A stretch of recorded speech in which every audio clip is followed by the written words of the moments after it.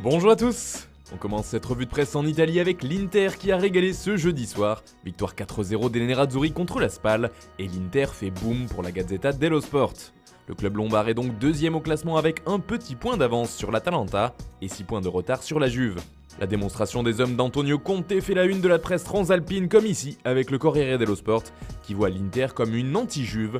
Enfin pour le journal Tuttosport, Maurizio Sarri est en sursis. S'il ne remporte pas le Scudetto, ce sera un départ pour lui. En tout cas d'après le quotidien du mouvement, il y en aura au niveau des joueurs. La Juve sera renouvelée et rajeunie, affirme Tuttosport. De Khedira à Higuain, ça va bouger. On part maintenant en Angleterre où ça jouait aussi hier soir. 2 matchs importants dans la course à la Ligue des Champions. Leicester a battu Sheffield 2-0, mais ce qui fait la une, c'est la victoire de Manchester United. Les Red Devils se sont également imposés sur le même score, et comme lors de la dernière journée, ils ont été sauvés par leur duo en forme devant, Marcus Rashford et Anthony Martial.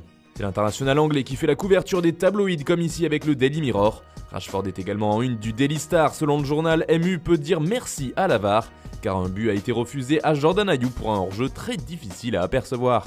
Enfin, le numéro 10 de Manchester est également à l'honneur sur les pages du Daily Telegraph. Pour le quotidien anglais, c'était un Marcus magique, tout simplement. En France, un certain Mohamed Ajroudi continue de faire parler de lui. Ce vendredi, il est en couverture de La Provence à qui il a accordé une longue interview. Porteur d'un projet de rachat de l'OM, l'homme d'affaires franco-tunisien a affirmé au journal qu'il avait réuni tous les investisseurs désireux de se lancer dans cette opération. J'ai eu de la demande jusqu'à mercredi matin, a-t-il expliqué aux médias locaux. Ça surprendra tout le monde. Ajroudi a également répondu aux critiques le visant, notamment en ce qui concerne une possible déstabilisation du clan Macourt. Hors de question, ils ont tort de penser ça. On ne veut à Marseille s'il parvenait à racheter le club. Il faut amener des stars du football, on veut rêver. La majorité seraient des enfants de la région, a-t-il déclaré. Une chose est sûre, on n'a pas fini d'entendre parler de lui. On reste en France avec le journal L'Équipe qui fait sa couverture sur le sacre du Real Madrid, qui a officiellement remporté le championnat d'Espagne avec sa victoire 2-1 contre Villarreal hier. Le quotidien a choisi de mettre en avant les deux joyaux du Real, deux bijoux français, l'entraîneur Zinedine Zidane et l'attaquant vedette Karim Benzema, auteur d'un doublé ce jeudi. Deux artisans majeurs de ce titre de champion. L'information fait les gros titres un peu partout en Europe, comme par exemple au Portugal avec le journal Record. Du côté de l'Espagne aussi, forcément, la nouvelle fait grand bruit et ça fait 34 titres As. Le média ibérique précise que la Casablanca continue son rythme d'enfer depuis le retour du foot en Espagne, avec 10 victoires en autant de rencontres. Un déconfinement réussi donc pour le Real, alors que le rival barcelonais lui est à la peine. Zizou remporte son deuxième championnat en tant qu'entraîneur, ce titre me rend plus heureux que la Ligue des Champions, a-t-il avoué après la rencontre. Même son cloche en couverture de Marca qui célèbre aussi le sacre madrilène, c'est inoubliable pour le journal, qui explique que ce Real a remporté la Liga du coronavirus, avec énormément de mérite étant donné les conditions très particulières.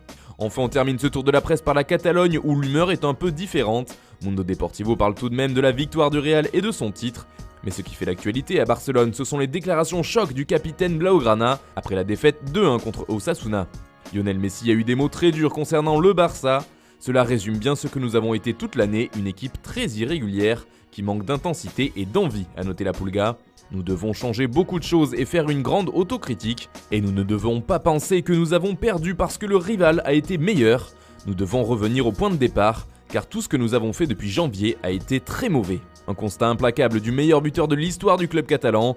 Messi explose, titre Mundo Deportivo. Ces mots font également les gros titres de sport qui voient le Real Madrid comme le champion du VAR. Ambiance. Voilà, c'est tout pour ce matin. Bonne journée à tous, on se retrouve dès demain pour une nouvelle revue de presse sur Foot Mercato.